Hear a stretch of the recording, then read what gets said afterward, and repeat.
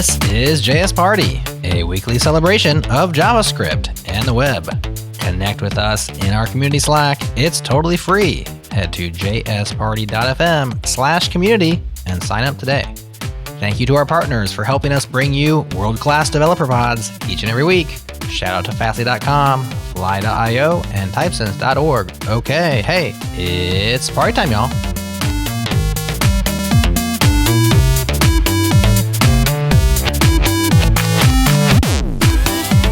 Hello, Internet. I'm Jared, your friend, and I'm here joined by some master debaters. I have KBall with me. What's up, KBall? I'm looking forward to this one. Hello. Good to have you. And Amal is back. What's up, Amal?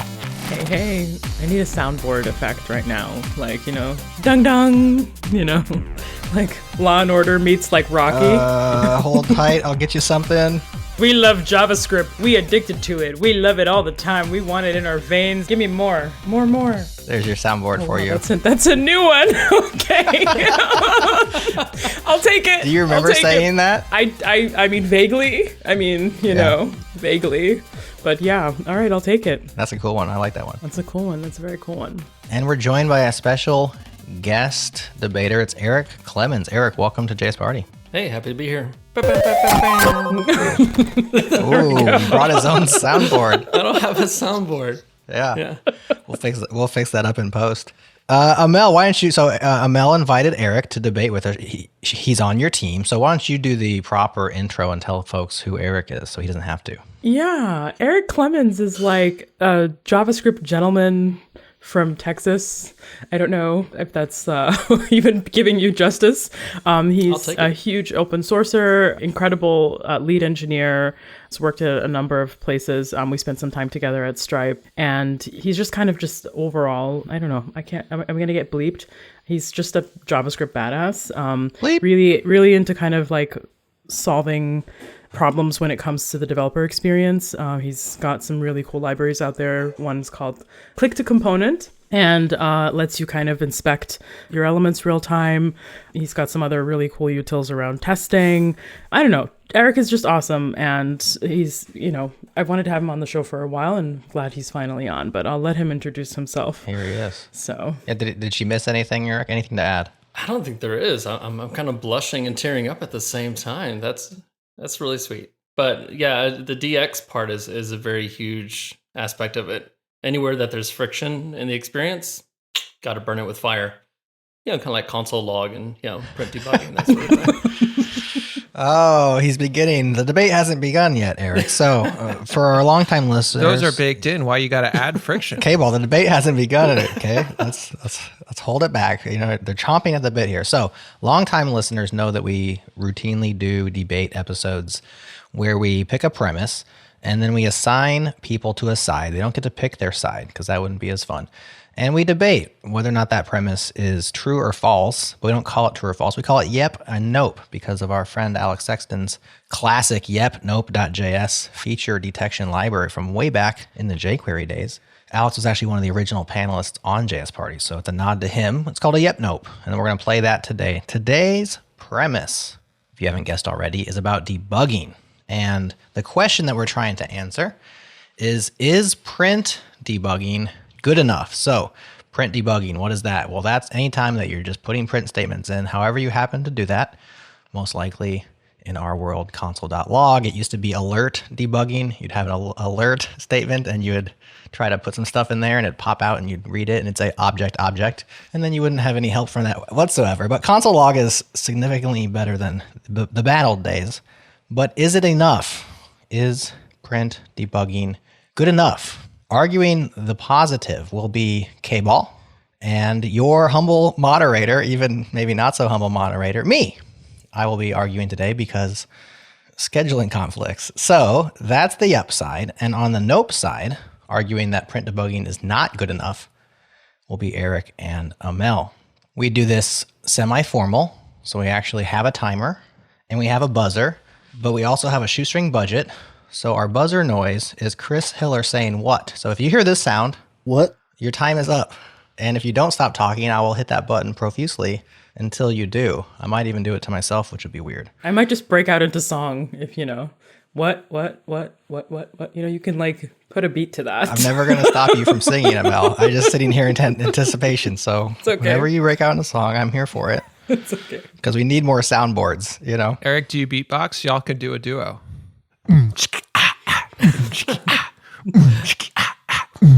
Go, Amal. Oh no, gosh! On demand isn't the way it works. It's when it comes in its own schedule. She may be the Beyonce of the web platform, but she's not actually Beyonce. Right. That is very accurate on many fair. levels. Yeah. But there's some guitars behind Eric. For those of you listening, Eric plays a lot of music. Yeah. That's true, Eric. Are you musical? I am. Yeah, this is part of the compromise to move to Texas from like Seattle. Was I got to bust out all my musical instruments again. In Seattle, just didn't have the room for the instruments, but now I do. I was going to say you got a drum kit back there as well. Yep, my very first drum set I found when I was like 6 in a church dumpster, and so haven't been able to quit playing drums since. Wow. What kind of music do you play? Honestly, just anything I'm listening to in the car that sounds like it has a good beat, I come home and basically just replay it.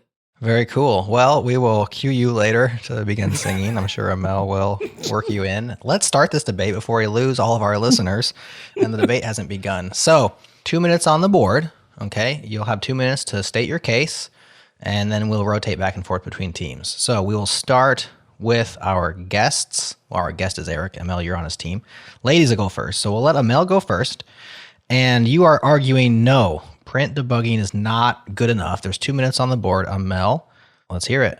Thank you, Jerod, and hello, listeners. Print debugging is certainly one way to do it. It's not wrong, but the web has evolved. We have so many better ways to debug and inspect. There's, lots of engineers that have created awesome tools and protocols that allow you to kind of connect with your code in a more intimate way than just logging statements. And so why would you limit yourself to just a bunch of logs, which, aren't always even, you never know where you're even logging from sometimes, unless you're in a node environment and you can print a context as well. And so, logs are great, but there's so much more. And hopefully Eric and I will be getting into all the things. And, with all the new features that have come into Chrome DevTools, which is kind of a shared universal protocol between a lot of browsers, why limit yourself to just logs? You can do things like even mock your HTTP headers now. And so, we've gone way beyond the days of just kind of breakpoints. We're now able to manually trigger errors and say like, hey, I want to kind of always have this network request fail. And so let's see how resilient my app is for when this network request fails.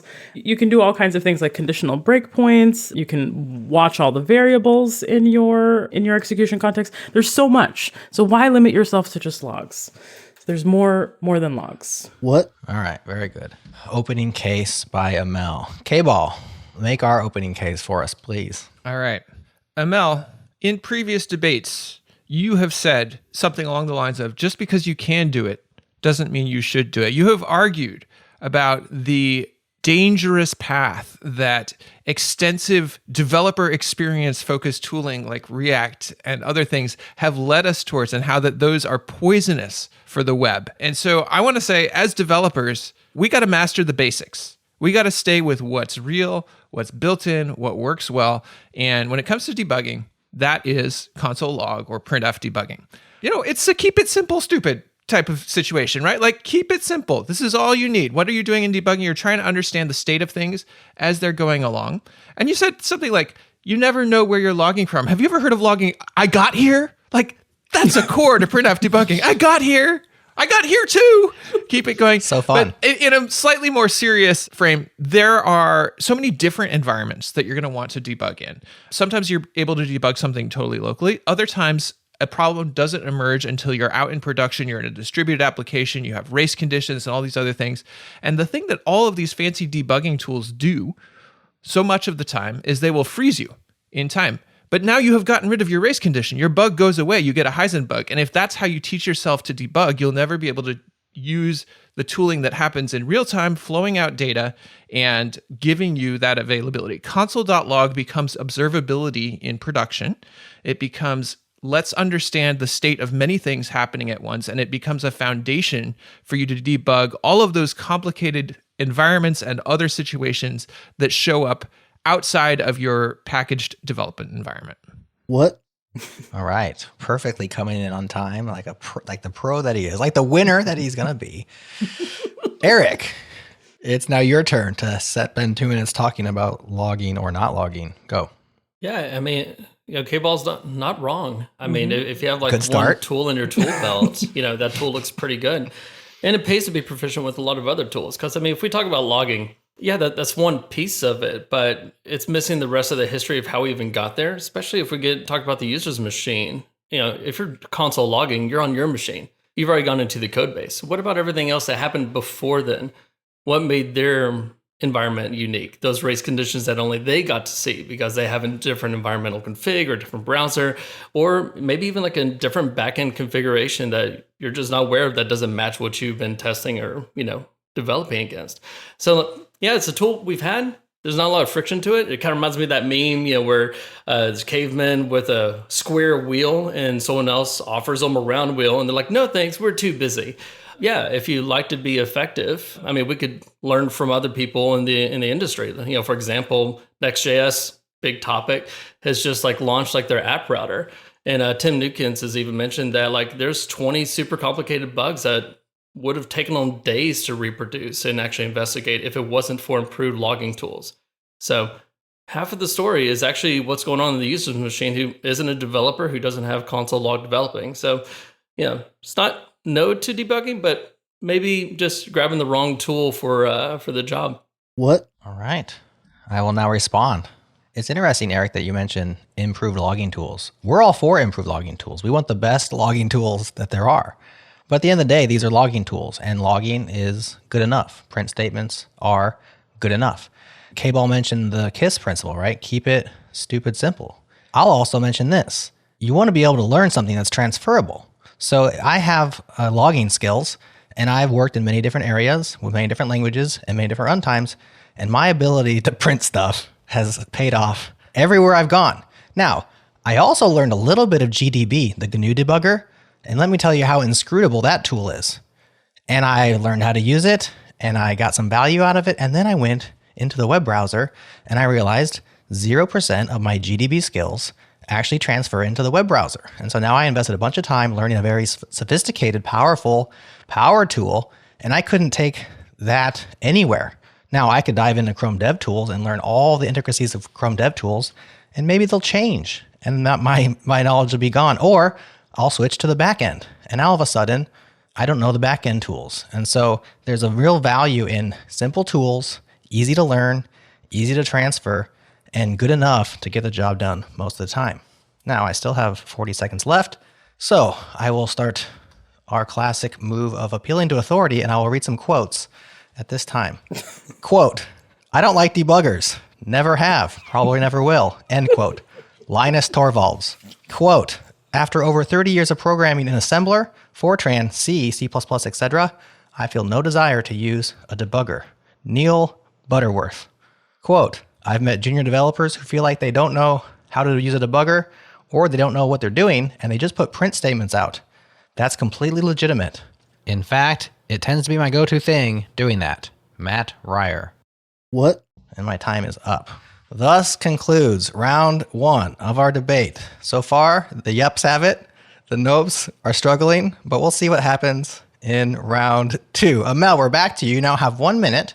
You can answer any of the things that we've said, or you can just go off and say whatever it is you like for 1 minute. Can we first start by acknowledging that the moderator is a non-neutral party, and so you get to add to the hype factor of your team, which, really, I mean, let's be honest. Is it a tool? Is logging a tool, or is it just like a thing? Is this your time? Okay, I'm gonna start your time.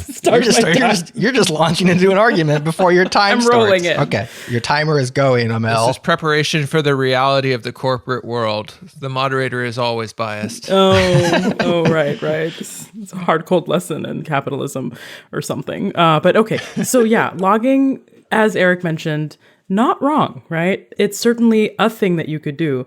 But given the variety of options that you have at your disposal when trying to problem solve, why limit yourself to the most rudimentary option, right? So when you, for example, are able to actually stop at a breakpoint and inspect your code and see where, you can look at the call stack, you're able to look at not only how you got here, but where your logic is, because of the variables and all the things in scope, where you're going to potentially head to next. What? There's so many other options. Why limit yourself to logging? I mean, for me, that's the ultimate argument. What? All right, KBall, 1 minute. Let's be real. Debugging is a means to an end, right? The point is not the debugging process. It's to find that stinking bug and get rid of it. And you could do the classic developer thing, which is, spend your 3 weeks learning your tools, digging in, getting it set up, perfect debugger, learning the changes that happened since the last release statement, and then your 1 day to debug. Or you could use the same tools that have been working the same way since the dawn of programming and get to your bug a heck of a lot faster. And I know as developers, we love to dig into fancy tools. Like that's one of the reasons we got into development. And it's great if you're doing it for fun. But if your goal is debugging and getting to the end of that bug, stick with a tool that you already know that works well, that's going to be transferable, as Jerod said, and fix your bug that much faster. What? Coming in. Or slower. Right on time. All right, Eric, your turn. Right on. Is that I think it's wise for us to recognize that code is a means to an end. But it's also pragmatic to say that how we work, how we do the job that people are paying us to do, the faster we can shorten that time between that's not doing the thing that we paid you to do, make it do the thing that we paid you to do, is in the best interest of the company and also kind of what makes you valuable as an employee. So there are going to be non-transferable skills, at any sort of job, who to talk to, what the bug tracking system is, how the release management process works, what the code base even looks like is going to be different from the last place. That's largely non-transferable. So if we level up our tools to be able to get us to where is the problem actually happening and let us get us into a reproducible state faster, as fast as it was for the user to experience that bug, that's going to shave off a ton of time of us trying to set up an environment, us trying to do console logging, replaying, and constantly changing our print statements until we can actually identify where it was, where we could have had that information to begin with. What? Versus throwing it away. 1 minute for me. I will now continue reading quotes off of the internet. No, I'm just kidding.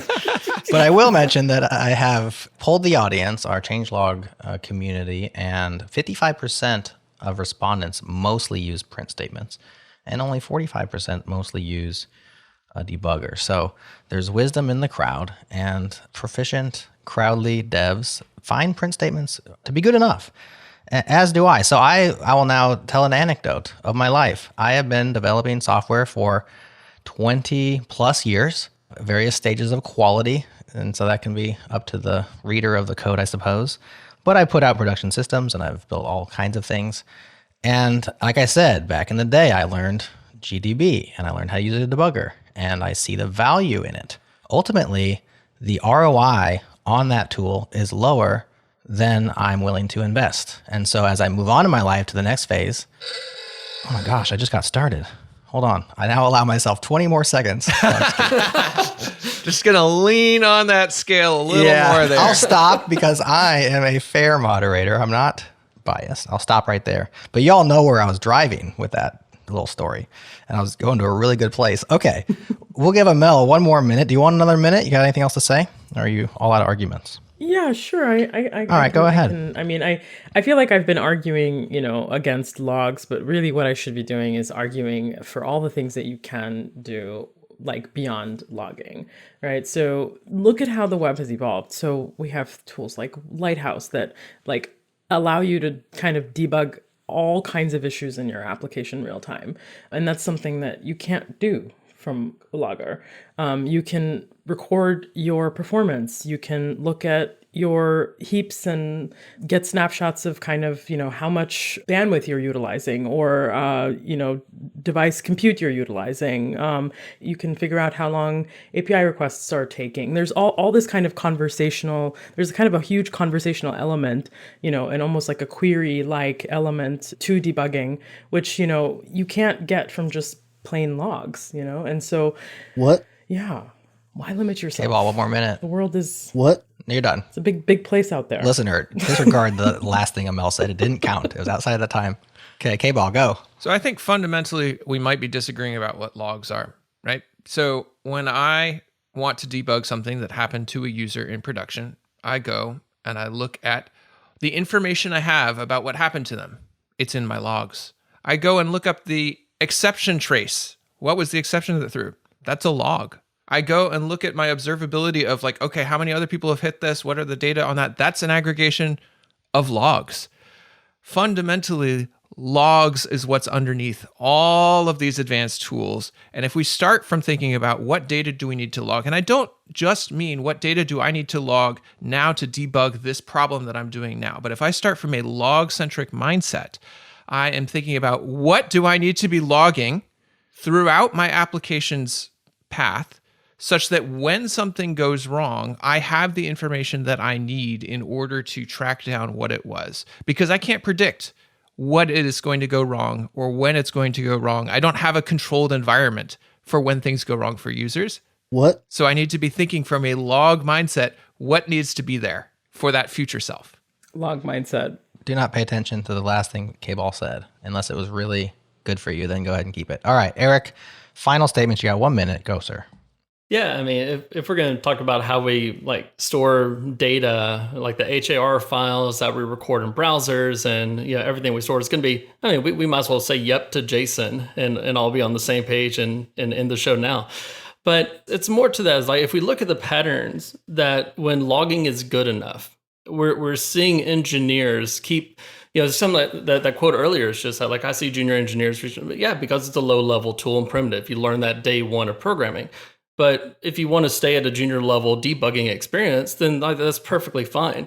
But as we improve and grow, one of the things that we should be doing is having faster, rapid iteration loops. And a lot of that comes from leveraging the tools that are applicable to the environment we're in, that's in the stack that we're in the company that we're in, and using those tools so that way we can go from 0 to fixed as soon as possible. And if that means moving console statements around, you can just look at the number of typing, like how many key presses you've been using to debug something to realize that this is kind of an inefficient process. If you could have gone to what the end result is faster, where that undefined came from, you'd be done. Okay, so as moderator, I will defer my final minute in order to tally the results. And we had, let's see, carry the 3. Okay, over here. Wow. After this scientific result calculating, it turns out that for the first time in Yep Nope history, Jerod didn't win. We all win. With win-win-win, we all win. So congratulations to both sides for presenting excellent cases. We all win, guys. How does it feel? Not rigged. All right. Well, dear listener, obviously you have a real winner in mind. And so you can email us, you can tweet at us, and you can just tell us it was me, and then we'll feel better about it. But I'm not going to declare myself the winner because I've transcended such things. But finally, at the end of the day, we're happy because we all are going to find that stinking bug. Aha! I found ya, you stinking bug!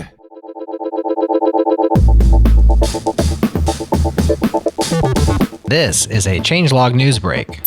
OpenObserve is a cloud-native observability platform built specifically for logs, metrics, traces, and analytics, designed to work at petabyte scale. Huge! According to its creators, quote, "It's very simple and easy to operate as opposed to Elasticsearch, which requires a couple dozen knobs to understand and tune. With OpenObserve, you can get up and running in under 2 minutes. It's a drop-in replacement for Elasticsearch if you're just ingesting data using APIs and searching using Kibana. Kibana is not supported nor required with OpenObserve. OpenObserve provides its own UI, which does not require separate installation, unlike Kibana." End quote. An interesting offering indeed. Here's a couple choice quotes from the comments section. User Get to the Choppa says, quote, "I just tried this 3 days ago. As someone running the home lab and hadn't set up logging yet, it was a great find. I didn't have to learn and combine 3+ log technologies. It's just a single all-in-one monitoring server with web UI, dashboards, log, filtering/search, etc. RAM usage of the Docker container was under 100 megabytes. end quote. And user SurgeAxe says, quote, interesting product. Thank you for the effort. Definitely want to give it a try. For me, though, setting up a system is not the primary pain point today. For what it's worth, signing up for a cloud service is not hard. The problem starts at the ingestion point, end quote. You just heard one of our 5 top stories from Monday's Changelog News. Subscribe to the podcast to get all of the week's top stories and pop your email address in at changelog.com/news to also receive our free companion email with even more developer news worth your attention. Once again, that's changelog.com/news.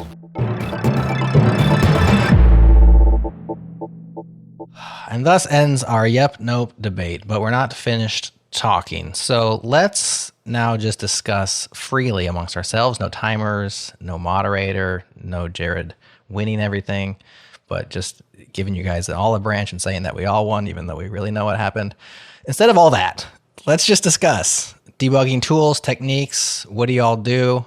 Are you representing the side that you actually believe in? I will say that I do use console logging for most situations. There are obviously scenarios where you get a particularly sophisticated bug and you do need a little bit more firepower in that circumstance. And so I will move on from there. But I do find that for most things, it's enough to use console log. And because of the power of the dev tools, console.log has so many features like right click, store as global variable, like that's basically print debugging, but it's going beyond print debugging, isn't it? Because now you're actually interacting with the environment as it is, and that's incredibly useful for diving into an object and seeing what data's there and all that. So that's my actual take, is I do mostly do print statements, but I also like to hop into the runtime and stop things and try things when it's sophisticated or difficult, or when print statements aren't quite good enough, even though mostly they are. So that's what I'm thinking. Eric, what's your stance? How do you debug? What are the tools that you use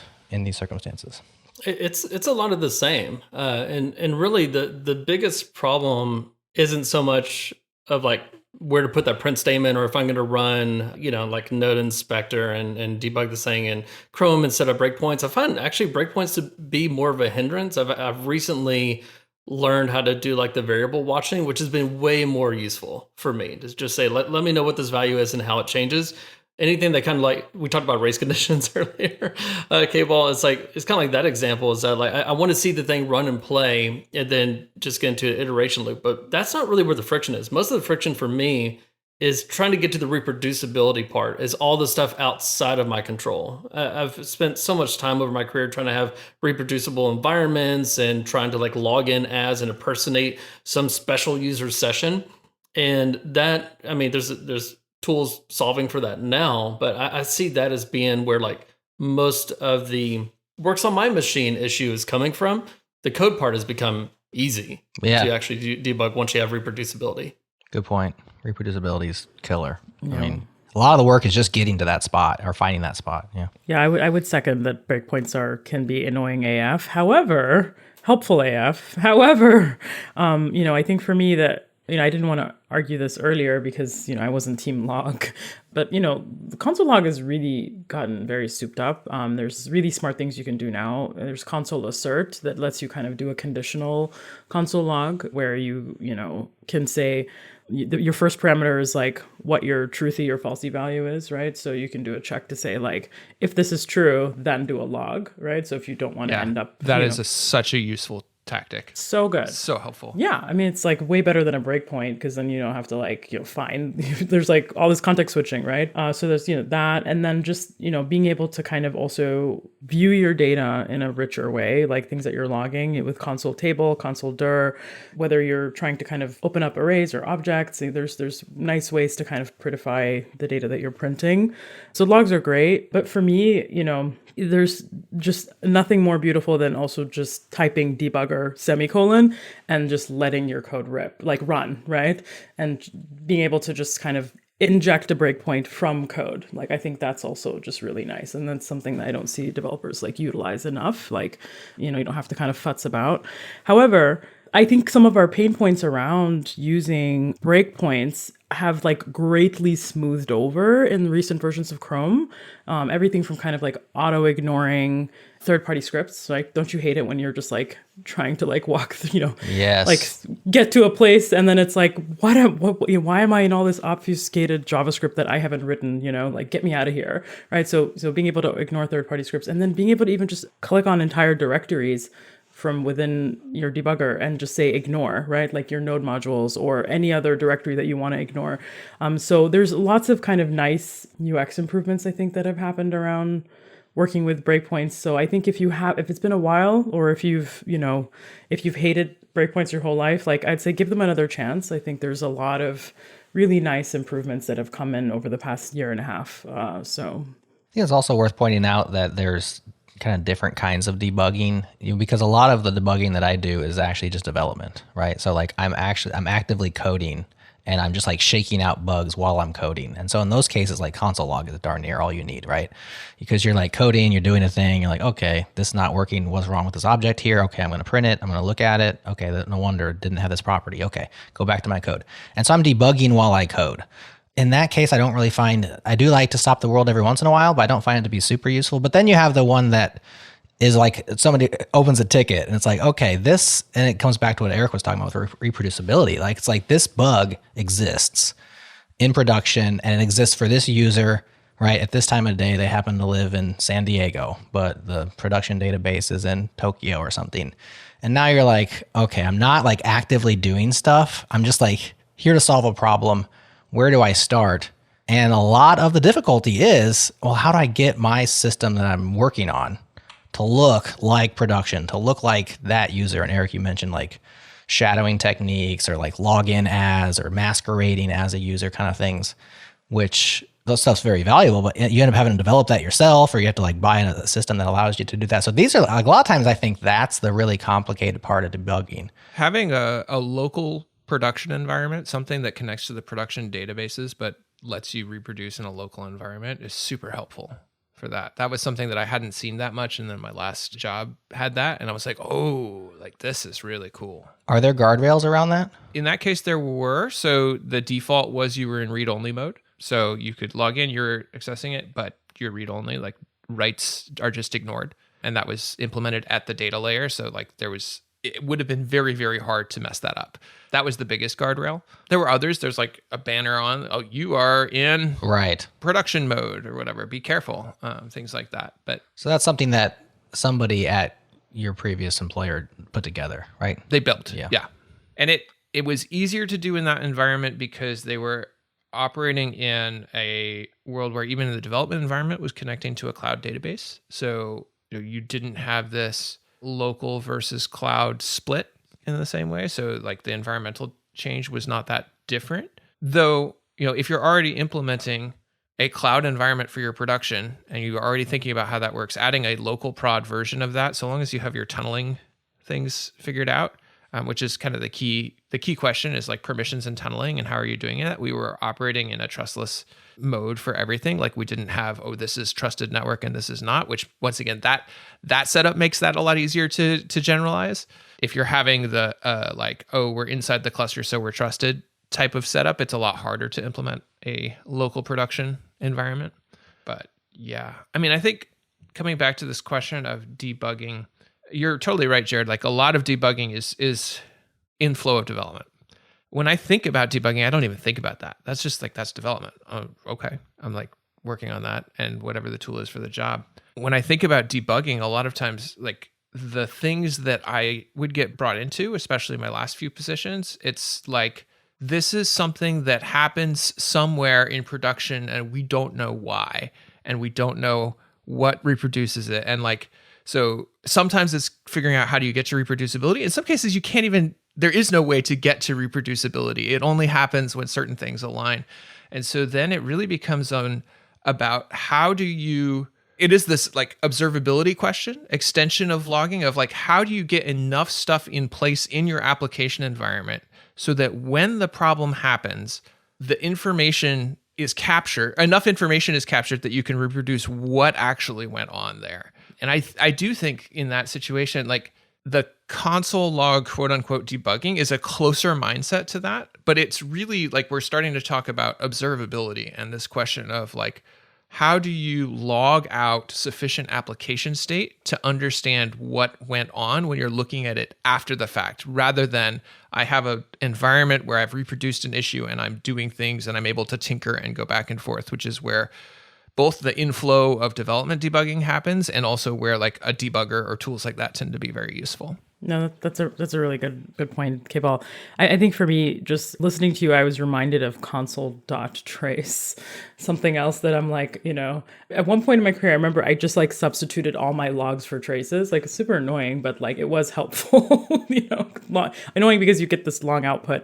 But yeah, it's nice to be able to see how you got there. So, I forgot that, you can actually do that with a log. Is that the same thing, but it like gives you a full stack trace? What does console.trace do? It prints out like, if you give it a thing to print out, but then after that you see how you got here. So like we are in this function, and before this, we were in this function and this function. So it's kind of like your stack trace, but it gives you that like at, I don't know, 5 or 6 lines deep of like everything that happened. What contexts were you in before you got to this context, basically, which is very, very helpful. But I think for me, debugging is just like, it's about piecing together the map of your state, your application state. And I remember like the first time I debugged, it wasn't even in a JavaScript context. It was like in Python and Ruby, and it's all these similar to the debugger statement in JavaScript. There's in those languages you can put like a binding pry or IPDB. Pry is tool in Ruby. Exactly. And so you just immediately open up this REPL context where you can actually query and see like, okay, what is my application state right now? And I think for me, like that's the secret sauce power of being able to actually stop and pause in an execution context, is like actually understanding like what are the values of all these variables right now and where's the disconnect, because something's you're there because something isn't happening as you expect it to be, and so I think that's very useful. And I think tools like TypeScript have reduced the need for some of that, to be honest. Like I think there's a little more predictability in our overall state because of TypeScript, but still, But still. It still happens. Yes. So Eric, in your work, when you get a ticket or you get an issue or a colleague comes to you and says, hey, I got this bug, I can't figure it out. What do you generally do? Like, where do you start? What are the steps that you take to get through that? The very first thing is always, all right, show me, with a video, reproducible repo, something like that. It's usually... It's kind of like, have we logged enough? If I find myself going to Datadog to like look at raw logs for what happened, I already know I'm going to be having a bad day. I'm like, this is too far in. Yeah. I know I'm missing off on like network requests and everything. Yeah, but once you get into, okay, I can point to where the problem is. It's kind of like normal development, like you mentioned, Jerod. Is that like, we're constantly like logging, seeing what the state is of how something's working. And I have a nagging voice in the back of my head that's like, you're putting all these console logs in here, and I have a personal rule that's like, it's okay for bugs to happen once. Hopefully employers aren't listening, but it's okay for bugs to happen once, but just not twice. And so anytime I do something ephemeral, like putting in a console log that ultimately gets deleted from that bug, that nagging voice is saying like, well, you could have been doing test-driven development for this, right? Couldn't this have been a test to make sure it doesn't happen again instead of you just logging out, I wasn't doing like a type check here. Now the undefined isn't happening and I fixed it.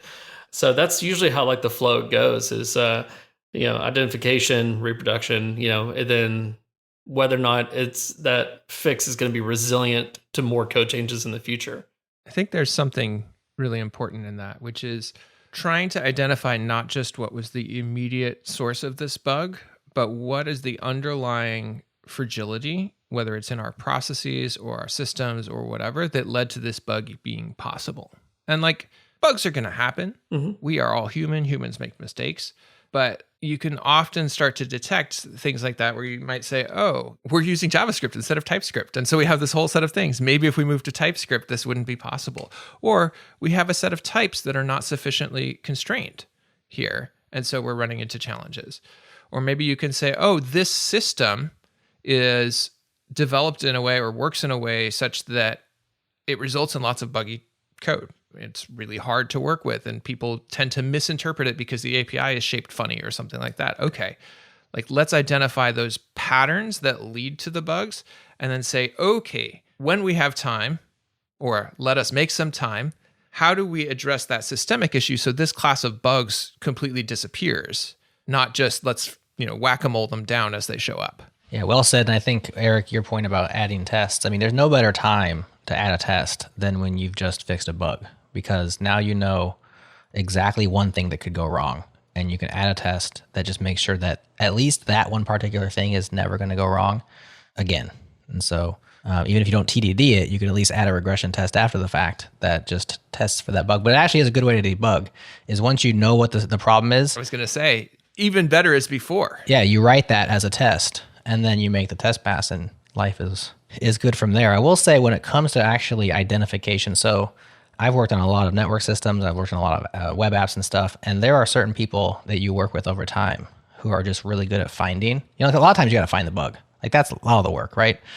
And so reproducibility is like the name of the game, is like, how do I reproduce this? And sometimes you can just get yourself in like this general arena of the bug, but you're not really sure exactly what's going wrong, but you know it's not this subsystem or that subsystem. It's over here in this subsystem. And you're trying to like feel around in the dark. Depending on your tooling, it could be more or less dark, right? But a lot of times it is, for what exactly is causing that circumstance. And people that I've learned from that are really good at that. Some of it eventually expertise turns into intuition, and they'll just kind of know what's wrong. And you're like, how did you do that? And they can't describe it. And you're like, dang. I feel it in my fingers. Yeah.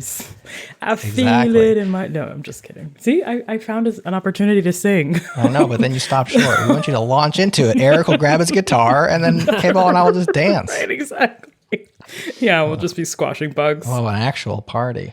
But if you don't have that intuition, I'll say this, is only change one thing at a time. Like, that's how you find it, right? You keep everything, like ceteris paribus, everything else is the same.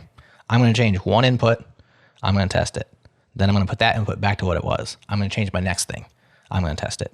Never change three things and then see, oh, I reproduced it all of a sudden. Well, which one was it? I changed three. Those three together? Or was it two of the three? Or is it just that one? I don't know. Now I have 6 more things I have to go try before I actually have confidence that the bug is fixed. So that's like the best, for me, advice when you don't have the intuition. Eventually you'll get there, I think. If you develop long enough, just change one thing at a time until you land on it. When you mentioned that intuition, is that intuition, how much of that is the building up of the skill of being able to identify like where problems can happen, those types of problems, the entire classes that we ideally want to remove? Or is it intuition of how the system works, like where the system's fragile, where the system's resilient, right? That sort of thing. Yeah, I would say that I've seen it be both. It's kind of hard to actually dissect that and say either or, because I've been with people who are like deeply into a system, like they know that system inside out, and that's the guy or gal that you're going to go to with the bug because they know the system. And then I have one individual in mind specifically who's like, he's just good at finding bugs in anything. And so it didn't matter if he has the domain expertise or he wrote that subsystem or not. It's like, hey, George or whatever, I'll keep it anonymous to not embarrass somebody with compliments. He's just good at debugging things generally. And it's like, he just knows how to, I don't know. So I've seen people that are kind of in both camps.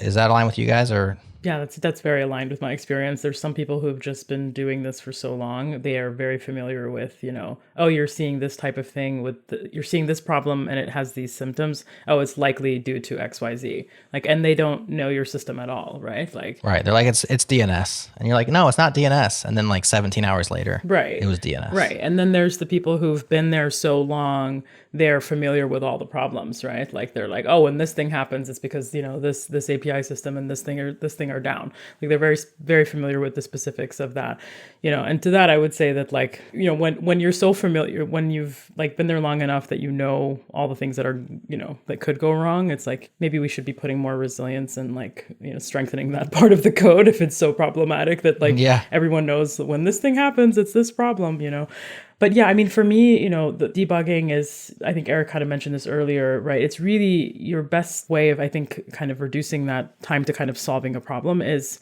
what's your observability stack? Because I think that's, I don't feel like teams invest in that enough often. Like it's always an afterthought, right? Like observability, both from just analytics metrics, things like Sentry, all kinds of just ways to kind of log out your application state and getting a baseline. The sooner you have all that stuff in, you have a baseline of normal, quote unquote, and it's easier to kind of see when things are going haywire, right? You can set thresholds, you can monitor for changes, et cetera. So I would say really don't sleep on observability. It's very much like the public health versus kind of ER, like proactive versus reactive. But it usually really like goes a very long way into kind of reducing how long it takes you to figure out like what's going wrong. It's an important part of the debugger's toolkit. I want to take something that Jerod said and extend it. So Jerod, you talked about changing one thing at a time. I think that is an example of something that I've found to be very important with debugging, which is just being extremely systematic about understanding what is true and what is not true. I've found with a lot of newer engineers or people who struggle with debugging, they'll jump to conclusions about what's probably going on and then spend their time trying to like verify that conclusion. And it comes back to like, it's hard to prove something is true. It's much easier to prove something is not true. And so I always start with, okay, like what is going on?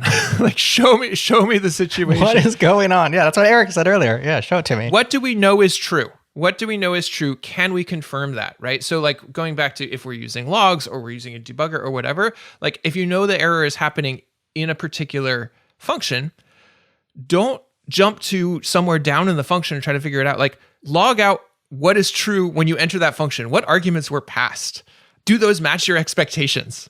Or is there something unexpected happening on there, right? Like start from validating those very basic fundamental assumptions, because usually bugs don't arise because our assumptions were correct and then we implemented it wrong. Usually they arise because there was a gap in our assumptions. We were assuming that something would be true that it turns out in some situations is not true. And so the sooner that you can get to the point of like, oh, here is the place where my assumptions are not being validated, the sooner you're going to be able to figure out, okay, why? And is the problem that I need to handle this other case, or is the problem that something upstream is breaking and sending me invalid things? Like it gets you arrowed into that much quicker. But I think a lot of folks start with like, oh, I think the problem's here, and they jump right in and they never take the time to validate their assumptions and move systematically. Brilliant. It reminds me just how little we do as kind of like engineers to kind of test for like the non-happy paths. Those assumptions are baked into so much code. I mean, you can look at failure states. And it's actually kind of one of the beautiful things about being in the front-end space as a web developer is, that's a portable skill, of being able to work in the browser. You hand me a URL, something's going wrong. I'm going to be able to look at these really rich tools that you don't get when you console log in Node. I can actually expand out like, variables and copy to the console, like you mentioned. It's almost always like at the network layer where we see that, some happy path assumption isn't true anymore. And then that's whenever all the problems arise.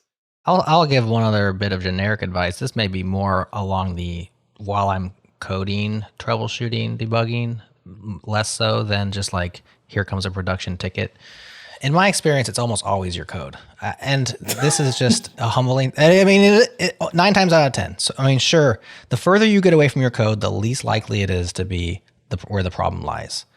The fact, like, is it in the Linux kernel? That's probably not, right? Is it in Node.js? Probably not. Now, there are bugs there. There are problems, and there are things that change out from under you. But that's like the 1 in 10 case. It's like, well, Node's API has a bug in this version. And it's most of the time, 9 times out of 10, if you're looking for the problem, look in your code and then look in the code that's touching your code and then work your way down. Because especially as a young man, would like immediately, I was a Ruby on Rails developer and I would like dive into the Rails code base immediately and be like, what are they doing wrong this time? And it was like always me. I was like, wait a second, talk about checking your assumptions, right? So just be humble enough to like start with your own code and stay there for a while, even when you can't find it, before you decide I'm going to hop into Chrome DevTools and open up the source code for the DevTools. Maybe the DevTools are actually printing this wrong. Like that's how strongly I would not let myself be the source of the bug. So it's almost always your fault. Almost always. Yeah. But there are, it is almost always true. And you are absolutely correct. That's where you should start. And we did an episode where we shared debugging horror stories. And I will say the horror stories usually have to do with something in the environment. Yeah. That's why I said 9 times out of 10.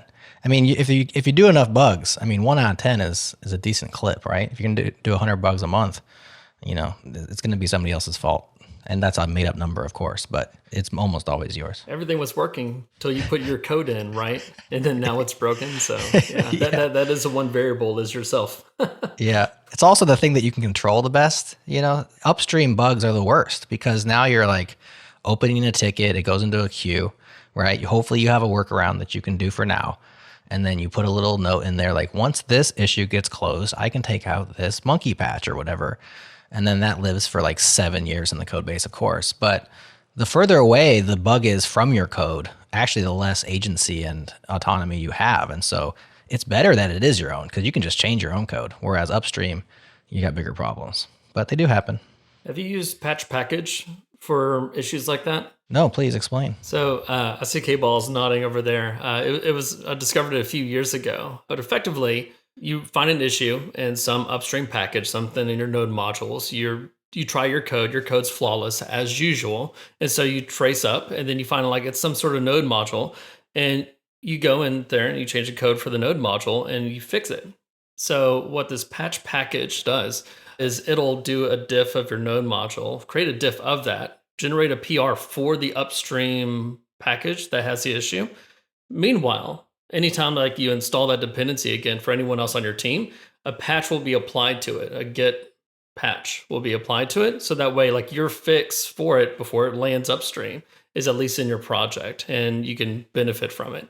So it works pretty well in my experience, with the exception of the more transpilation NPM projects have, where they have like one single index.js file that's, giant. It makes, the utility a little bit lower. Yeah, it's really useful. It works best also with projects that are likely to accept your patch sooner because the more there's churn, like if you update the package, you need to now update your patch in patch package because otherwise it won't necessarily apply cleanly if there's been other change around. So if you have a package that changes frequently but doesn't accept your change, it can either you're pinning to the version that you have or you're having to continually keep redoing that work. Yeah, I don't see how it would work without pinning a version, because if you can't guarantee your merge is going to get accepted, it's like you're risking it just randomly breaking for others. But that's so cool, Eric. Thanks for sharing that. Yeah, I'll link that one up in the show notes. Yeah, and I mean, it's just like, open source code is battle tested. There's more people using it. So to like Jared's point, start with your code first because it's likely the least, especially if it's new, the least battle tested code in your stack, But I mean, considering that like only 1 out of every 10 lines is code that you write in your application, like for every 10 lines that you ship, 9 of those are from third-party libraries. Like it's pretty amazing that we don't have more issues. It's a large surface area. Yeah, more issues around the integration layer. It is. Sometimes I'm still amazed at all that works, It's really it's amazing. And not only that, just with security issues too, like that there's not more burning security issues every time. So that's also very impressive. All right. Do we have any final thoughts on debugging, tools you like, etc., before we call this a conversation? I just know I want to look into replay. I've seen a lot of discussion about it, replay.io. And the biggest question I kind of have is like, when a bug has already happened, how can I get to that replay? Does it require like Chrome extension? Does it require an app to be running? What does this mean for like an end user versus as a developer tool?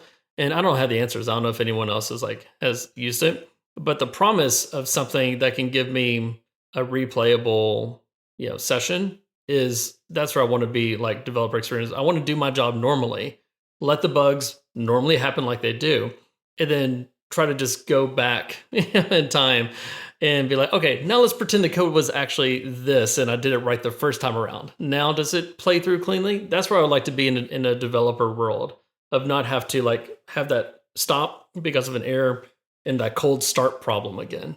Right.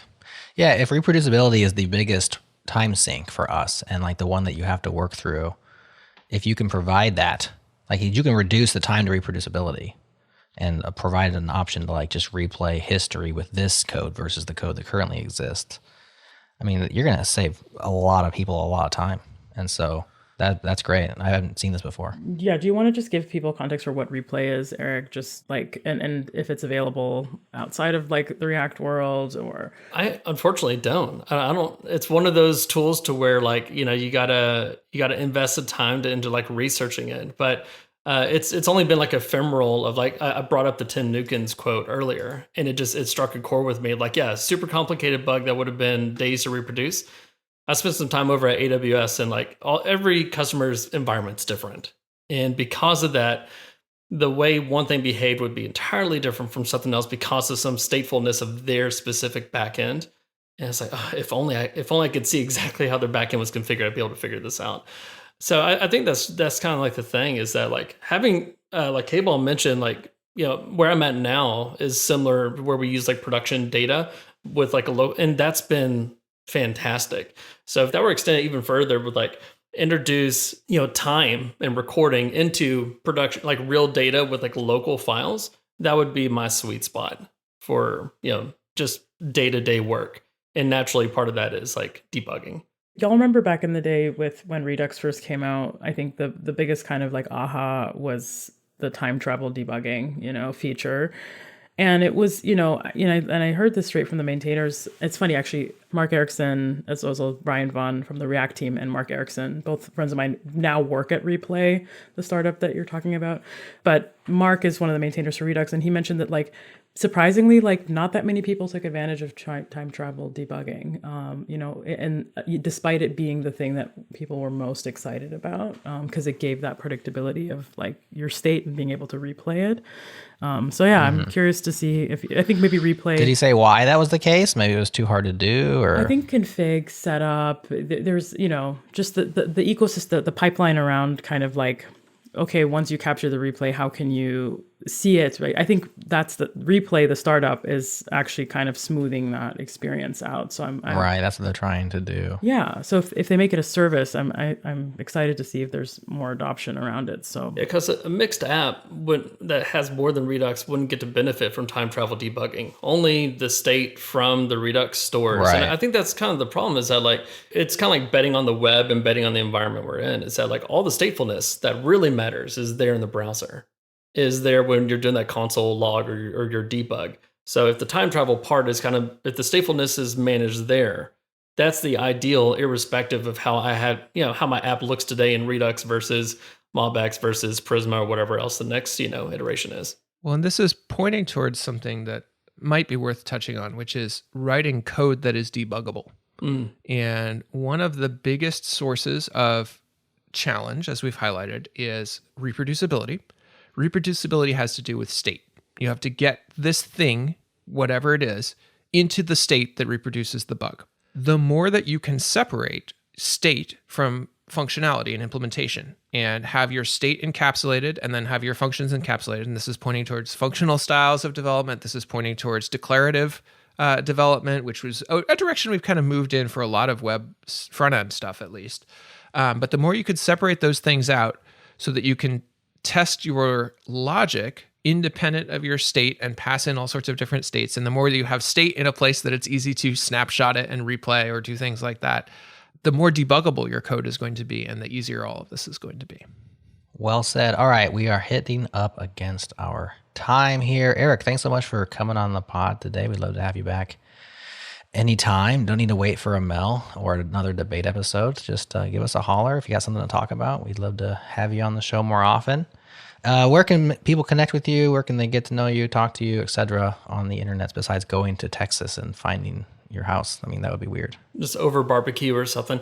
No, I'm still on the Twitters at Eric Clemmons, so just my full name. Otherwise, the GitHub but yeah, Twitter's the best place to ping me. Sounds good. Amal, KBall, thanks for debating with us as masterfully as you always do. I don't like debates, but this was fun. I don't do well with time pressure. Hey, I mean, on this debate, we won, you won, the listener won, we all win. So it doesn't get any better than that. Maybe because it's Friday, we're recording on a Friday, and I'm just feeling gracious today. I'm just allowing others to finally get in on the good wins that I usually rack up. The only person who lost today, let's be honest, it was Nick Nisi, because A, he didn't win the debate, and then B, we barely mentioned his beloved TypeScript. So that's 2 losses for Nick, which is a good note to end on. I'm Jared. This is JS Party on behalf of Amal, KBall, and our guest, Eric Clemmons. Thanks for listening. We'll be back next week with an awesome episode, I'm sure. So stick around, and we'll talk to you all on the next one.